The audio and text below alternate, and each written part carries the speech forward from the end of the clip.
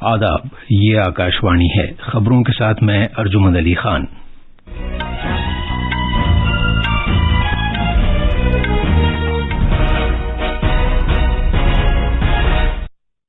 وزیر اعظم نریندر مودی نے گجرات میں دیودر کے مقام پر بناس ڈیری سنکل میں کئی ترقیاتی پروجیکٹ ملک کے نام وقف کیے ہیں اور کچھ کا سنگ بنیاد رکھا ہے۔ جناب مودی نے کہا کہ بناس ڈیری خواتین، کسانوں اور مقامی طبقوں کو بااختیار بنانے کا ایک مرکز بن گیا ہے۔ صدر جمہوریہ رام ناتھ کووند نے ضابطۂ فوجداری کے تحت شناخت سے متعلق قانون اور دہلی میونسپل کارپوریشن ترمیمی بل 2022 دونوں کی منظوری دے دی ہے۔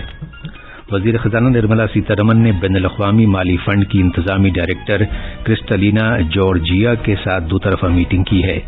آج سنتوش ٹرافی فٹ بال چیمپئن شپ میں کوٹاپڈی اسٹیڈیم میں گجرات کا مقابلہ سروسز سے ہوگا، جبکہ منجیری کے پیاناڈ اسٹیڈیم میں ایک دوسرے میچ میں اوڈیشہ منی پور کے ساتھ کھیلے گا، اور IPL کرکٹ ٹورنامنٹ میں آج شام نوی ممبئی کے doctor DY Patil sports academy میں Lucknow super giants royal challengers Bangalore کے ساتھ کھیلے گا۔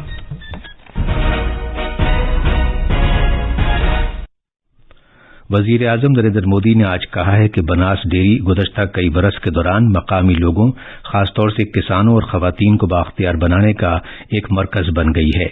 گجرات کے بناس کانٹھا ضلع میں دیودر کے مقام پر بناس ڈیری سنکل میں کئی ترقیاتی پروجیکٹوں کو قوم کے نام وقف کرنے اور سنگ بنیاد رکھنے کے بعد اظہار خیال کرتے ہوئے جناب مودی نے کہا کہ ڈیری کی مختلف مصنوعات میں اختراعی طریقے اپنائے گئے ہیں۔ انہوں نے شہد کی پیداوار پر توجہ مرکوز کیے جانے پر بناس ڈیری کی تعریف بھی کی۔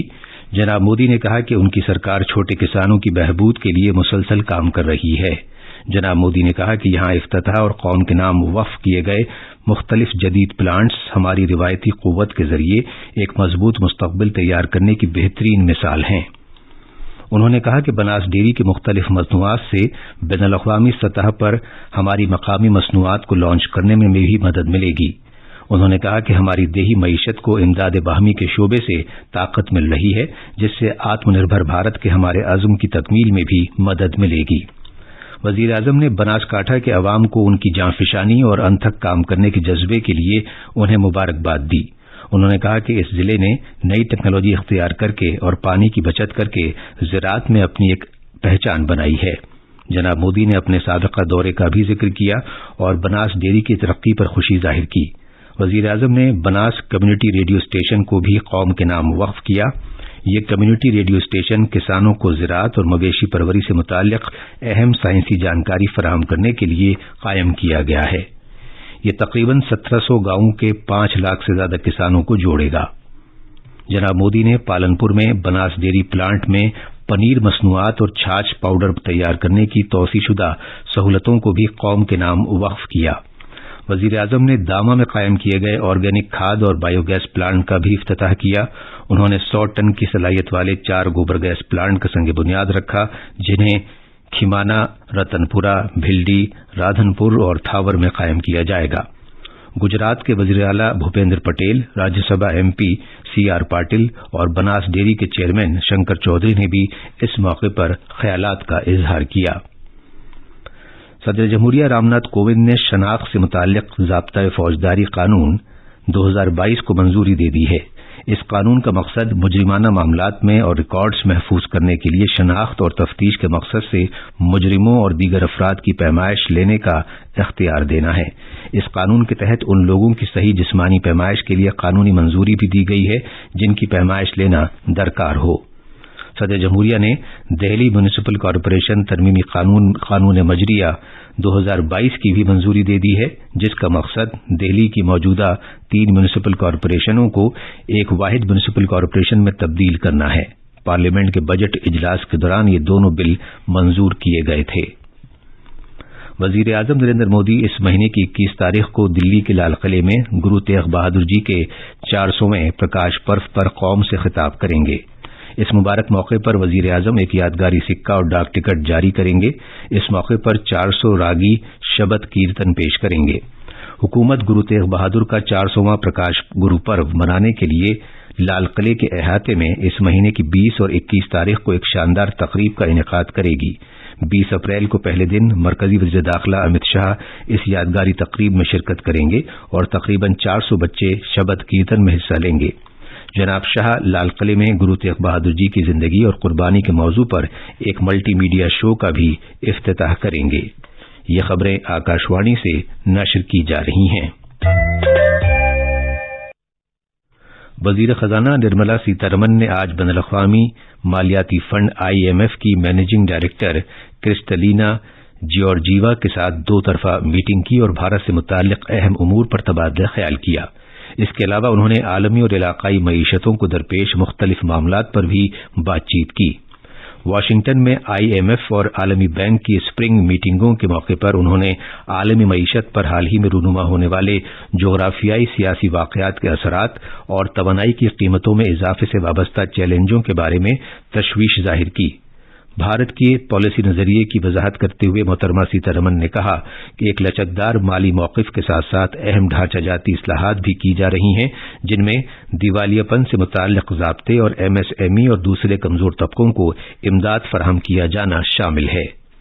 محترمہ جارجیوا نے بھارت کے استحکام کا ذکر کیا، جو کووڈ-19 عالمی وبا کے چیلنجوں کے باوجود دنیا بھر میں سب سے تیزی سے ترقی کرنے والا ملک ہے۔ انہوں نے IMF کی صلاحیتوں میں اضافے کی سرگرمیوں میں بھارت کی دین کے لیے اس کی ستائش کی۔ محترمہ جارجیوا نے بھارت کے ٹیکہ کاری پروگرام اور اپنے ہمسایوں اور دوسری کمزور معیشتوں کو دی گئی امداد کو سراہا۔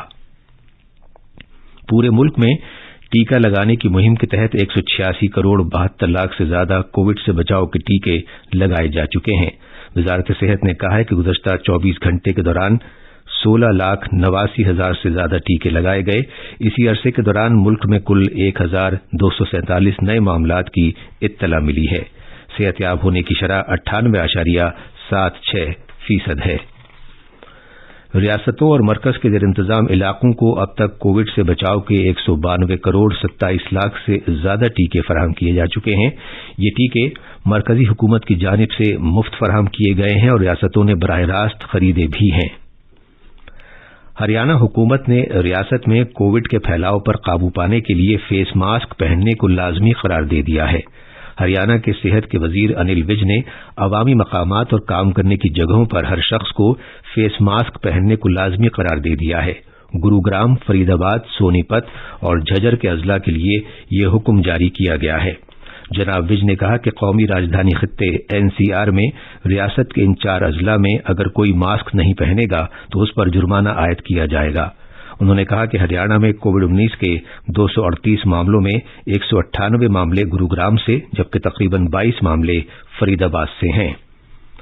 اتر پردیش حکومت نے ریاست کے 7 اضلاع میں عوامی مقامات پر فیس ماسک پہننے کو لازمی قرار دے دیا ہے، کیونکہ ان اضلاع میں کووڈ انفیکشن کے معاملات بڑھ رہے ہیں جو قومی راجدھانی خطے کے قریب ہیں۔ مرکز کے زیر انتظام علاقے جموں کشمیر میں اقلیتوں کے قومی کمیشن کی ممبر اور کارگزار صدر نشین سید شہزادی نے کل سری نگر میں ایک تقریب میں اقلیتی برادری کے سرکردہ روحانی رہنماؤں سے ملاقات کی اور ان سے انسانیت کی بہتری کے لیے کام کرنے کی اپیل کی۔ 75ویں سنتوش ٹرافی فٹ بال چیمپئن شپ میں آج شام 4 بجے گجرات کا مقابلہ کوٹاپاڈی اسٹیڈیم میں سروسز سے، جبکہ اوڈیشہ کا منجیری کے پیاناڈ اسٹیڈیم میں رات 8 بجے منی پور سے ہوگا۔ IPL کرکٹ ٹورنامنٹ میں آج شام 7:30 بجے نوی ممبئی کی DY پاٹل اسپورٹس اکیڈمی میں رائل چیلنجرز بنگلور کا مقابلہ لکھنؤ سپر جائنٹس سے ہوگا۔ اور اب آخر میں اہم خبروں کی سرخیاں ایک مرتبہ پھر۔ وزیر اعظم نریندر مودی نے گجرات میں دیودر کے مقام پر بناس ڈیری سنکل میں کئی ترقیاتی پروجیکٹ ملک کے نام وقف کیے ہیں اور کچھ کا سنگ بنیاد رکھا ہے۔ جناب مودی نے کہا کہ بناس ڈیری خواتین، کسانوں اور مقامی طبقوں کو بااختیار بنانے کا ایک مرکز بن گیا ہے۔ صدر جمہوریہ رام ناتھ کووند نے ضابطۂ فوجداری کے تحت شناخت سے متعلق قانون اور دہلی میونسپل کارپوریشن ترمیمی بل 2022 دونوں کی منظوری دے دی ہے۔ وزیر خزانہ نرملا سیتارمن نے بین الاقوامی مالی فنڈ کے انتظامی ڈائریکٹر کرسٹلینا جارجیا کے ساتھ 2 طرفہ میٹنگ کی ہے۔ اور آج سنتوش ٹرافی فٹ بال چیمپئن شپ میں کوٹاپاڈی اسٹیڈیم میں گجرات کا مقابلہ سروسز سے ہوگا، جبکہ منجیری کے پیاناڈ اسٹیڈیم میں ایک دوسرے میچ میں اوڈیشہ منی پور کے ساتھ کھیلے گا۔ اس کے ساتھ ہی خبروں کا یہ بلیٹن ختم ہوا۔